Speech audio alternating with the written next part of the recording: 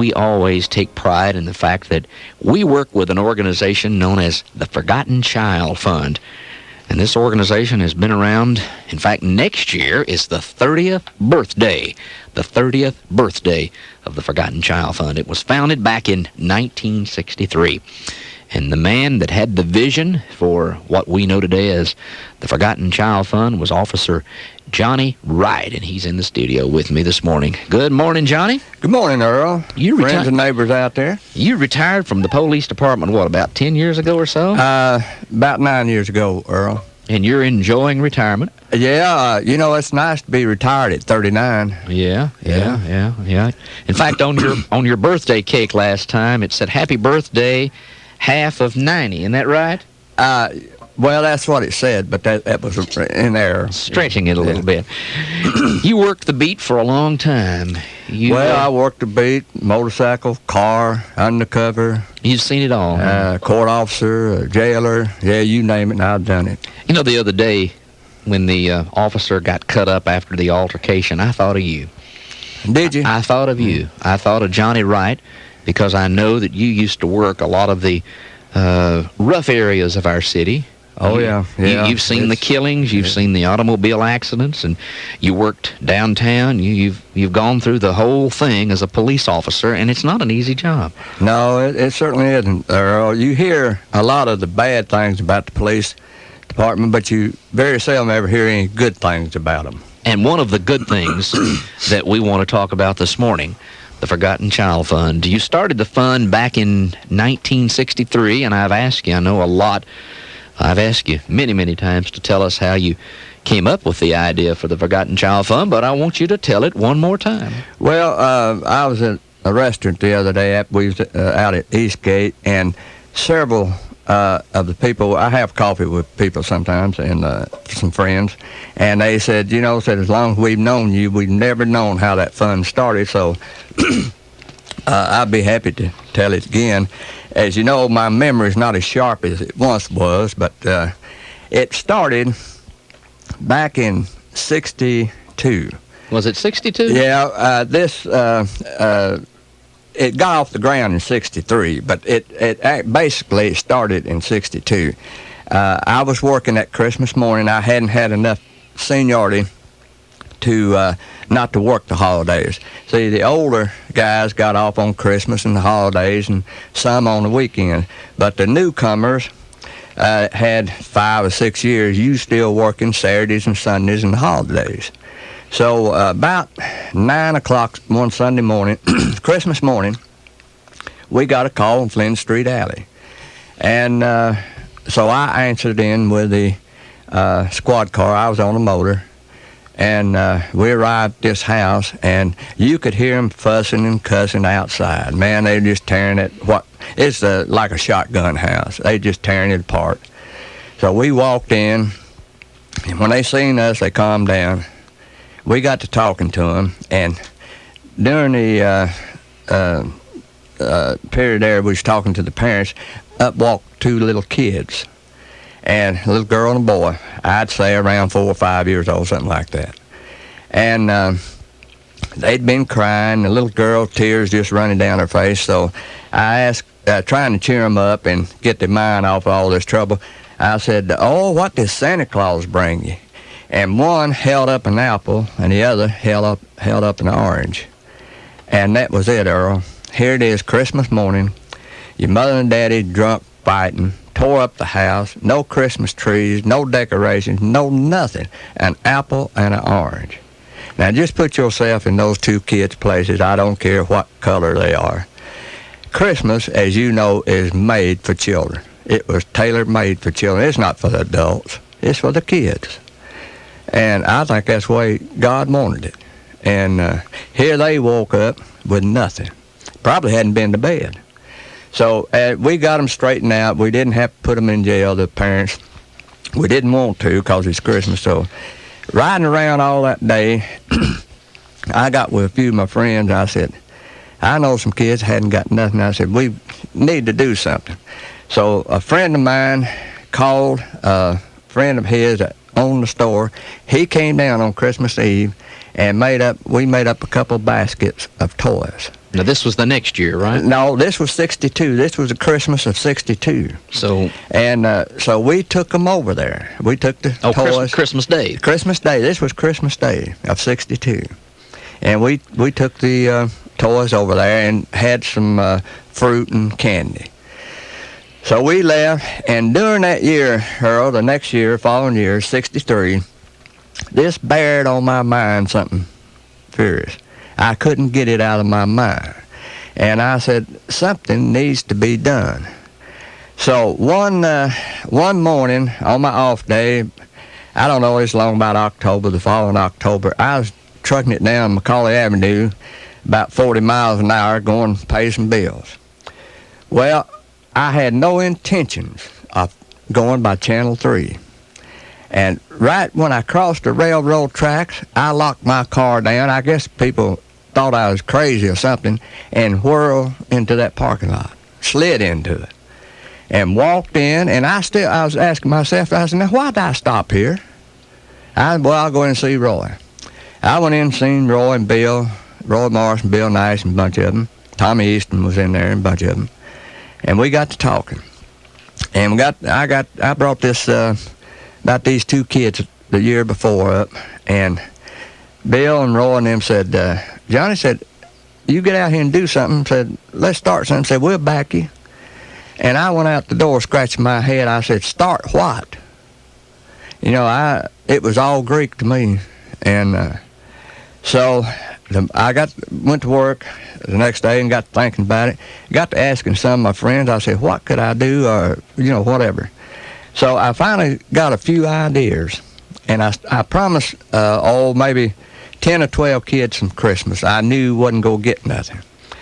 Well, November rolled around. I didn't have any money, and I'd done made plans at one of the finance companies to borrow $300. I was going to buy those kids some Christmas, I promised. Well, I used to direct traffic on Sunday morning at Highland Park Baptist Church. Then I'd go into Sunday school class with my family. And then when church was over, I'd get out and direct traffic and then go on back to work. So as I went into Sunday school class that morning, it was around the first part of December, and never will forget it as long as I live. Miss Randall was our school teacher, and she said a few words, and she said, we have something special this morning, said we want to do. Said, we understand one of our members has started helping children, or trying to help children, and we want to help him to help them. And the first donation that, Child Fund ever got, Earl, came from the House of God, Highland Park Baptist Church. It was $80-something. I don't remember the exact figure.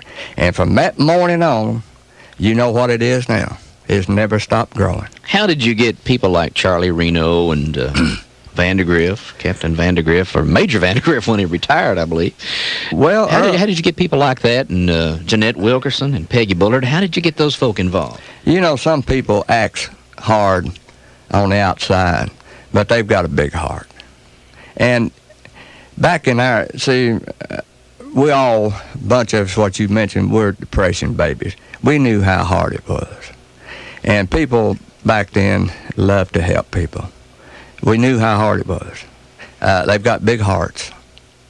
It didn't take any persuasion. I just asked, and they jumped on the bandwagon. And you persuaded Chief Wilkerson and Chief Bullard to get involved with the school patrol, and they started working, and some of the officers there, they started working. Yeah, it mushroom, Earl. You know, like you get involved, well, some other radio personality wants to get involved. You know, it's a chain reaction, and they see, especially, it's home owned and home operated, and every penny stays here, and nobody gets paid.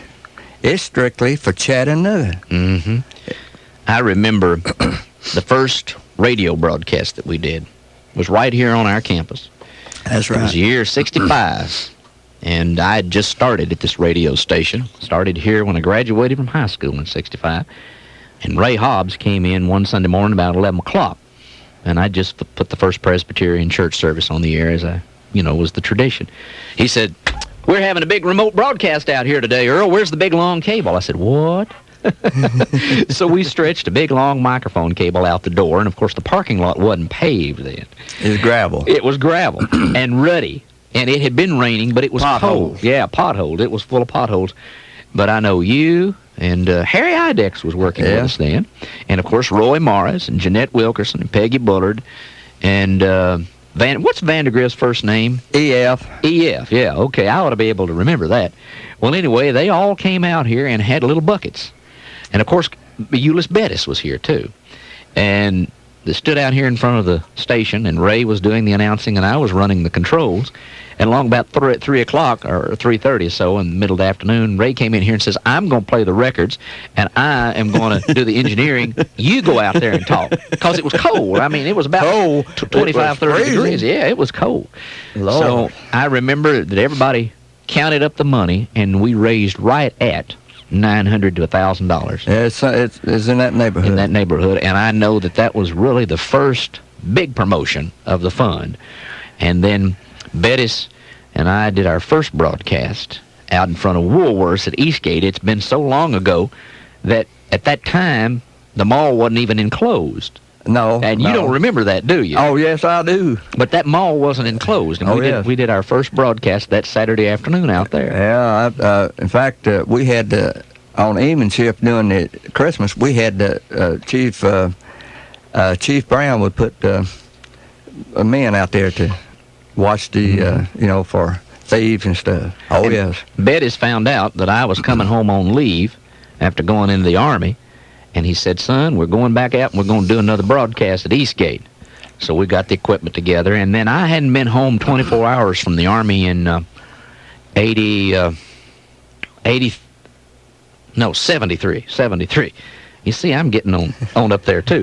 These dates sometimes, get a little confusing. But I hadn't been home 24 hours and the phone rang, and it was Bettis saying, we're going to a shopping center. You find a shopping center.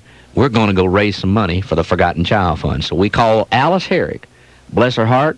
Alice, if you're listening in, thank you very much for all you did for us. But in 73, we started and we did our first broadcast. It was the second Saturday in December, and we did that from Northgate Mall. And, of course, we've been moved around here, there, and everywhere. We're going to be at Eastgate the second Saturday in December. But that's how the radio station got involved with the Forgotten Child Fund. And such a great bunch of people to work with. I don't believe I've ever worked with anybody any better, and we've had a lot of members. Of course, Harry Idex. Tell us a little bit. How'd you get Harry Idex? He's passed away now, but how'd you get him involved? Well, I met Harry.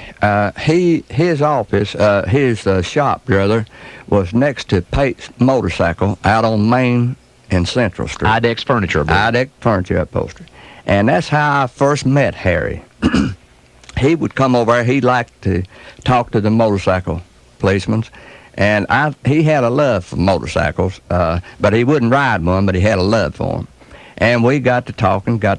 So when this Child's Fund came up in 62 and then 63 it took off, and the best I can remember, Harry joined it in 64.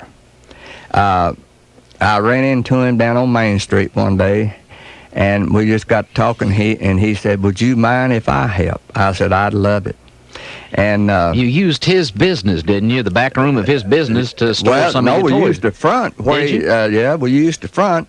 The first year, we used the front of it. We got a picture. I have a picture in my office at home, all of us there, and right out in front of his businesses. And the next year, he got one of his friends to let us have an empty store across the street, and we went over there. The second year, well, in fact, about the next 2 or 3 years, we was across the street. Mm-hmm. Now, you went down to the Free Press to see Lee Anderson, what, about 64? Yeah, I got a call to come down and see Lee Anderson. And I went down, and Lee talked to me. He said, we have checked into this fund, Johnny, and we like it. And we would like to support you and the fund if you will have us. And said it he said, I think it's something that the police department has needed for a long time, and certainly Chattanooga and the children. That was a big break, wasn't it? That was the break. That was it.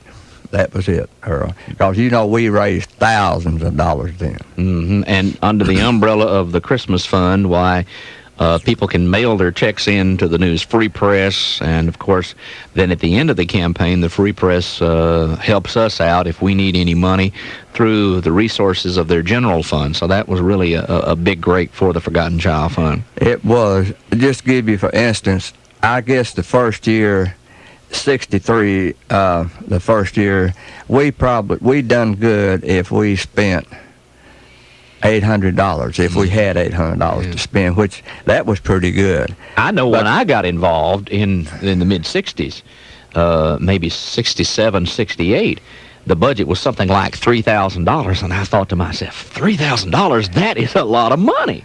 Well, it was 30 years ago. Well, the last year I was president, Bandy and I went to Atlanta and bought toys wholesale, and we spent $5,500. We wrote a check for $5,500.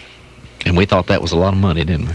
It was. And now our budget will run somewhere between $60,000 and $80,000. I think our commitment this year, we're sort of looking at like $60,000, you know, maybe a little bit more, but say from $500 to $60,000. Man, that's a lot of money. That's a lot of children, Johnny. Well, and you know, during this time, Earl, let's don't forget how many police departments around us has started their child's fund. Mm-hmm. It opened the eyes of a lot of people. East Ridge has their own organization. Walker County, Georgia, our good buddy Dick Dingler down there with the Stocking Full of Love. Catoosa County, I believe they've got one. Of course, the Hamilton County Sheriff's Office works closely with us, and Sheriff Evett and his people. But the fund has really, really grown. Johnny Wright is my guest this morning, and he is the father of the Forgotten Child Fund, giving us a little bit of history